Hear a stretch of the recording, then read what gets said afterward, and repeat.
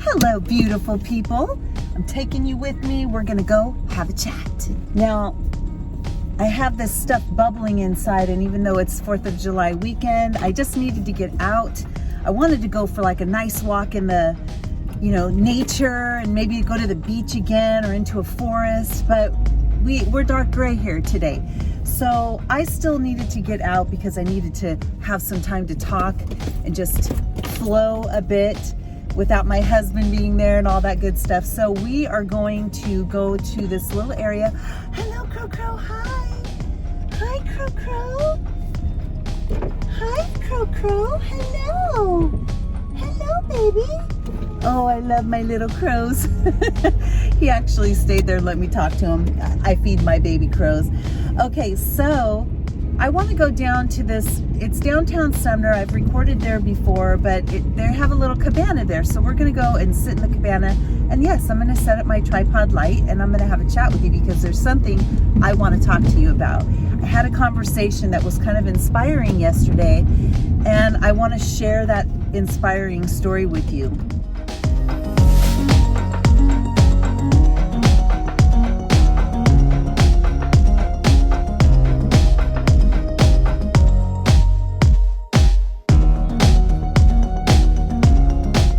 Before I forget, because I know I will forget this, yesterday when we were out and about, I went to Starbucks and I got a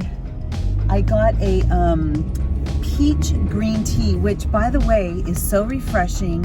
I love it so much. It was actually a drink they gifted to me for free. Hold on a second, I gotta cross over here. Okay, they gifted it to me for free and I fell in love with it. So I've been getting it on these hotter days or just when I need to get out of the house because I work from home. And so yesterday I realized, okay, my daughter said, Mom, look at the sugars. Oops, I'm really bouncing here. We're on the road, so. And so I looked at the sugars and I just wanted to kind of share this information with you guys because the sugars are 20 grams on a grande ice green tea. Ice, I can't say it. An iced green tea. A peach green tea. Oh my God, I can't believe I cannot say this word right now. Anyway, there are 20 grams of sugar. Well, a woman is really only supposed to have about 24 grams of sugar a day. So put that in perspective, you guys. Switch to stevia. Do what you can to really limit your sugar intake. Make it a special treat that you do, like we only allow ourselves to have it on the weekends. And then still just kind of be careful because it's really high. But switch to stevia for your coffee and anytime that you add sugar to something, because stevia is yummy, it's delicious, it's natural.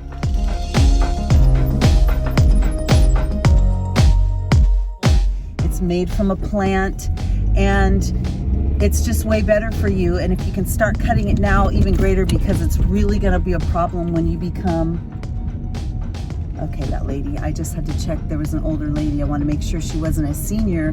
She was crossing the railroad tracks and she was going super duper slow. So I was like, let me check on her, make sure she's okay. But she was not as old as I thought. And she was just looking at her phone. All right, I'm parking in this parking lot that I don't normally park in, but it's like a ghost town right now, which is perfect for filming. To finish up my conversation though, you guys, you definitely want to switch to stevia as much as you can and leave these other drinks and stuff for just a fun once in a while. But keep in mind that if you're having a drink that has almost your entire daily sugar content, that's really high, so just be aware of that. Okay, we are at the park in the cabana, so I'm gonna see you over there in just a minute.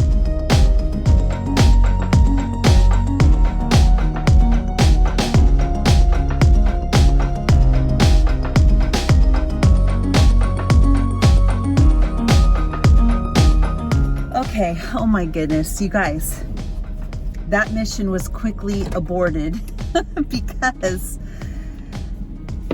it's raining, but also there's better lighting in here, believe it or not, than there is out there. I tried to film, even with my tripod, it didn't do anything. And so I just figured we're gonna take this on the road. I'm just gonna drive around and I'm gonna talk.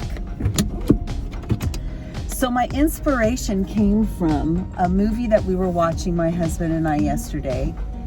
And it was two guys sitting in a bar, and the story is directed around one particular guy. Ooh, I better, hold on, before I take off. Shoot, I need to wipe off my glasses with something. Look at my eyelashes, can you see them? My daughter has somebody that had an eyelash company and gave her lots of eyelashes, and so I got to have some and put them on. I never wear eyelashes. I'll be ripping these off right after. I don't use glue either. I just put them on because I know I'm taking them off so fast, but they're fun. Okay, so the story is centered around one of the guys. The other guy, we don't know who he is, but it's really about the spiritual struggle that people go through when they've had rough lives and trying to make sense of their lives. And so the guy is going through a hard time and he's sitting at a bar, and the guy in the bar is talking to him, and it's going as you would expect from two individuals that have had a hard life. And the one in particular doesn't take any crap, and he just doesn't really care to hear the other person's point of view, but he's sitting there listening to it. And at one point, you know, he tells the guy, you know, I'd kick your ass, but you already look messed up, because he had some scarring on his face. He said, yes, someone got to me before you. It made me think, because that's how a lot of us are, right? Like something got to us before. We're having this experience now, but something has gotten to us before wherever we're at right now. And the conversation that I thought was really interesting is that they were talking about how many bad things happen to people and being angry at God, you know, questioning, you know, that age-old question of, you know, if God is so good, why do I have all these, like, why have I had such a horrible life? Why have so many bad things happen to me? Why do they continue to happen to me? And I think this is a question that gets asked over and over, and rightfully so, right? It's a great question to ask. So they were having this discussion, him and this stranger who was just kind of getting in his business, and he wasn't really digging it. And my husband and I were listening to this conversation. I'm going to turn here. I never turn here. And he said, you know, so many bad things have happened in my life, you know. And the guy said, it only takes one thing to be grateful for. And so this is the part that's interesting to me, because my husband and I perceived this question very differently. We perceived this statement very differently. But what really struck me as interesting is that although we saw these questions from a different angle, the outcome is the same. And it reminded me of, you know, how I talk about languages. You know, when we're talking to certain people use a certain type of language, a word structure. What's important to them, they frame things in the language that they understand. And in this, you know, in this concept, it's really the light and dark of the language, right? So for instance, somebody who is a Christian will frame things in terms of God or Holy Spirit. Someone who is spiritual in nature will frame it as universe and energy. But they're both saying the same thing, right? So he was saying about so many bad things happening, and it only takes one thing to be grateful for. And so my husband's view was one bad thing to happen to you that you can turn into something that you can be grateful for. My point of view was, no, he wasn't saying that at all. He was saying a lot of bad things happen to people, but if you just think about something you can be grateful for, you're not focused on all those bad things. You're actually using them as usable experiences, and the depth of knowledge and wisdom that you learn from them, even though they're not something that you want happening in your life, you can learn from those things and you can be grateful. So I was thinking, not in terms of it's the bad things that you could be grateful for. You only need one of the bad things to be grateful for. Mine was, you know that the bad happens, you're a realist, but you just need one thing that you can focus on to be grateful for in general. And his was taking one of those bad things that happens to you and understanding how you can be grateful. But can you understand how, thinking of it from a dark perspective and a light perspective, right, are different ways of interpreting what he was saying there, had the same outcome, which was gratitude. I'm sorry. I don't know what I'm doing. I'm going to go this way. Don't be mad at me. Okay. That either way, you can be grateful for something. And so I thought that was really interesting, is that at the end of the day, if we're seeking to be grateful for something, we can find gratitude. I can. Hopefully you guys can too. I can always find something to be grateful for. I don't look at the negativity and think God created this negativity or this bad thing to happen in order for me to gain my blessing.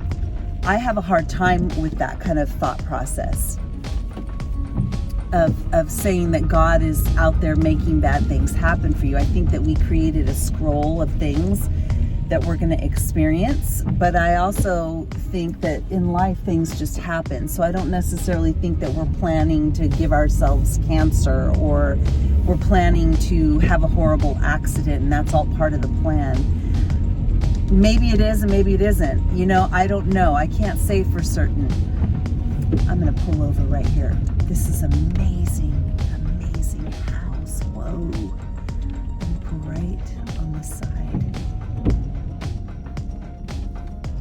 Okay, so what I'm saying is that no matter where you fall on this spectrum, no matter how he and I interpreted it, we both discussed that we came to the same thing, which is we always end up, if we are doing the work and seeking, we end up with finding gratitude in everything, because even in the horrible things that happen, we learn. If we're looking for the blessing, if we're not focused on just the negative experience, but we're looking at it and we're taking in all experiences and we're utilizing everything, like how I say, never waste a good crisis. If we're taking all of our crisis, all of our hardships, all of our heartbreaks, everything, all of our poor health and then good health and joys and all these other things, and we're just putting them in the basket and we're figuring out how can we use all of our experiences for our higher good. We all look for gratitude in all of that, and it's usable, right? So we all are like those two guys sitting at the bar talking. We've all had someone, we've all had an experience that messed us up before we got to where we are right now. And that's just a given. Something mentally, emotionally, physically, even, perhaps has messed us up. Or we were traumatized by something. And yet where we stand right now, we can look at all of those experiences. We could look at our experiences right now and we can choose to find a gratitude moment. We could choose to find something in our life to be grateful for, and we can put all of our focus on the wisdom of our experiences, even the hardships, and the pursuit of our happiness and our goals and the person we want to be. And we can channel all of that gratitude into that direction instead of focusing on the old story, the past, all these things. We can use that and we can be grateful, and we could put all of our energy into something positive that's going to be for our higher good. So that was the story that I thought was so interesting. And I'm going to get back on the road here. And so I wanted to share that with you because it just was kind of boiling inside me that I wanted to talk to you about this interesting thing, you know, that we all have things that we are going through that are hard, that we've gone through, we're going through, we will go through. And it's all about what we do with it. It's all about what we choose to do with it, right? Because we know we could be upset and we could linger in negativity. And let's be frank, you know, and let's honor ourselves. Sometimes we need to linger in some negativity and be heartbroken for a while, or question, you know, the questioning of God and the questioning of why things are the way they are is not a bad thing to do, because it forces us to ask questions and understand life a little bit better, to try to understand life, but more importantly, our place in life. Because that's the key right there. It's our place, right? We can look at how everyone else is doing everything else, but it doesn't matter. What matters is our place in life. I'm going to go up here a little bit more. I'm not done with you yet. Because we're seeing life through the lens of our own experience, right? So if you're also on the other end of this where you're judging yourself for having these questions and these doubts, stop doing that, because you're looking at all these other spiritual people that seem to be able to just go through things and they're all happy and whatnot. Well, you may not be seeing all of the trauma and the pain and the crying and the depression and the not being able to get out of bed in the morning and the doubt and the feeling like you don't know your place in the world. You're not seeing that. You're seeing only the end result when people put out a video and they're telling you their experience. You have more in common with all these people that you look up to as spiritual, positive people. You have more in common with them than you think you do. Because if they're talking to you, or like me, you're listening to me right now and you're taking in what I'm saying, I have been there. I have been in my life, and not even that long ago, right? Before I decided, figured out, okay, let me start teaching again 2 years ago. I was at that place. I was heartbroken. I felt lost. I felt like, what am I doing with my life? How come I'm like 50 and I'm starting all over again? What is my place in life? Like, what is the point of all of this, right? I've been through so much hardship and stress and so much being a single mom, and that whole story, that just went on, once that situation happened, it went on for, 18 years with each kid, because I had to live through that experience, and some of you already know what that is, and I'm not even going to talk about that, right? But I was depressed. I had days where I didn't want to get out of bed. I felt sorry for my husband that he had to deal with me because, oh my gosh, he was on a track. He's always known what he's doing, music, and he's went to college and did all these things, and he always was right on track and always seemed to just be going along.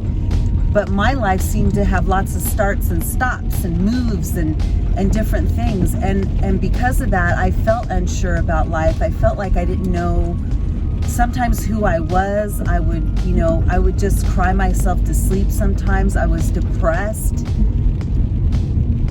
I was lost.